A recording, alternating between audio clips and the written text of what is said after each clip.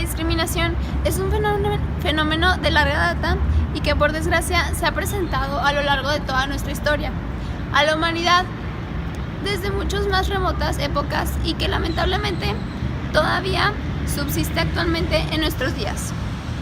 A pesar de ello, los esfuerzos tendientes a erradicarlas y a lograr, por tanto, el goce efectivo de los derechos para todos los seres humanos han sido más bien recientes, como veremos a continuación. La discriminación es un problema social que atenta contra los derechos humanos y la dignidad de las personas, además de segregar a las miniaturas de la integridad social.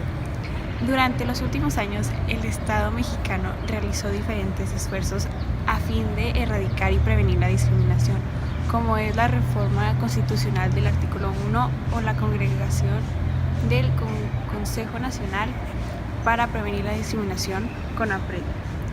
Sin embargo, aún existiendo grandes rasgos a fin de eliminar estas prácticas. A pesar de que por primera vez en 1789 la famosa Declaración Francesa de los Derechos de los Hombres y el Ciudadano universalizó los derechos para todos los hombres sin distinción al señalar que el artículo primero de todos los hombres nacen y permanecen libres e iguales en derechos y distinciones sociales, como pueden fundarse en la utilidad común. Sin embargo, dicha afirmación en aquel entonces implicaba una idea mucho más restringida, al referirse en realidad solamente a un tipo específico de hombre, el varón, blanco, mayor de edad, cristiano, ciudadano, propietario, europeo, con lo cual mencionaban universalización de derechos fue más bien una aspiración que una realidad de la que pudieran gozar todos efectivamente. Discriminación significa actos de segregación a diferentes personas por motivo de género, raza o lengua, religión u otras diferencias físicas, culturales o sociales. Estas condiciones impiden al individuo lograr su plan de integración social. Esta situación viola los derechos humanos fundamentales.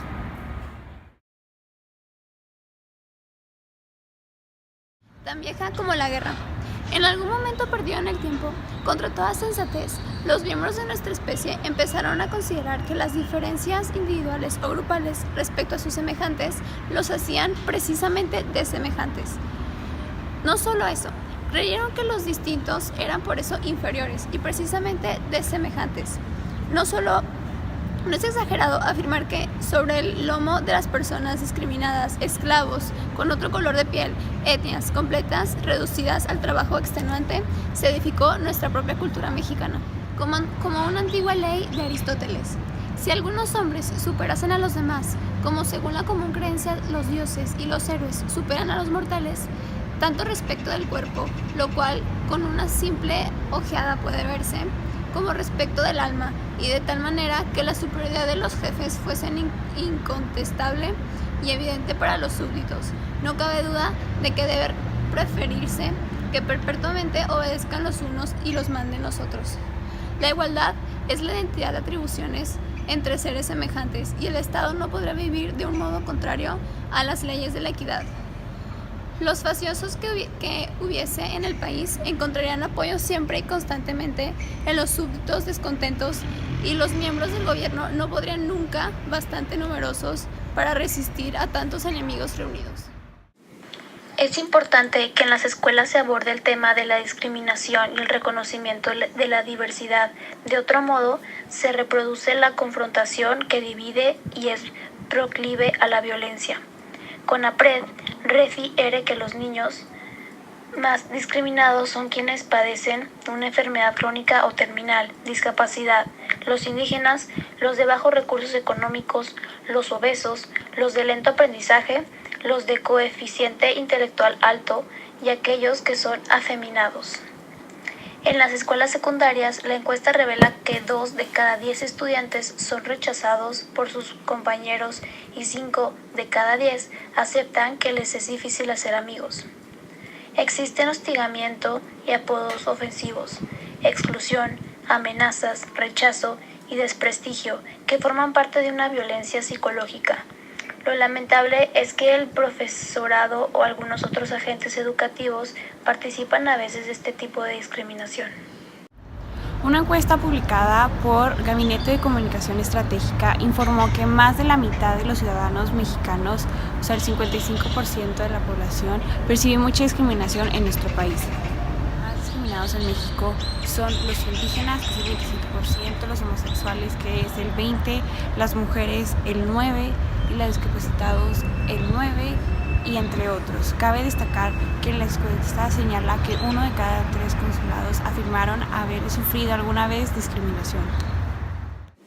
La discriminación niega el ejercicio igualitario de las libertades, derechos y oportunidades para vivir. ¿Es esto posible en México, donde los derechos existen de forma desigual e injusta y donde el futuro es incierto, en especial para niños y jóvenes?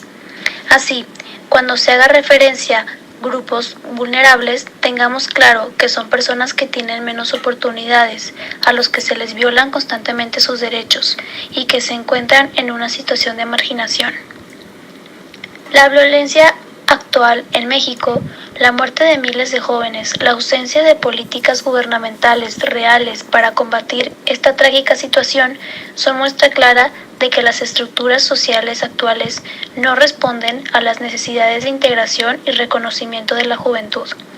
Pero, ¿qué podemos hacer desde la escuela? ¿Podemos realizar acciones educativas contra la marginación y el derecho? ¿Podemos dejar de lado prejuicios y estigmatización? ¿Podemos desde la escuela abrir espacios y oportunidades? Ofrezcamos, cuando menos, una educación que permita construir un presente y un futuro más justo.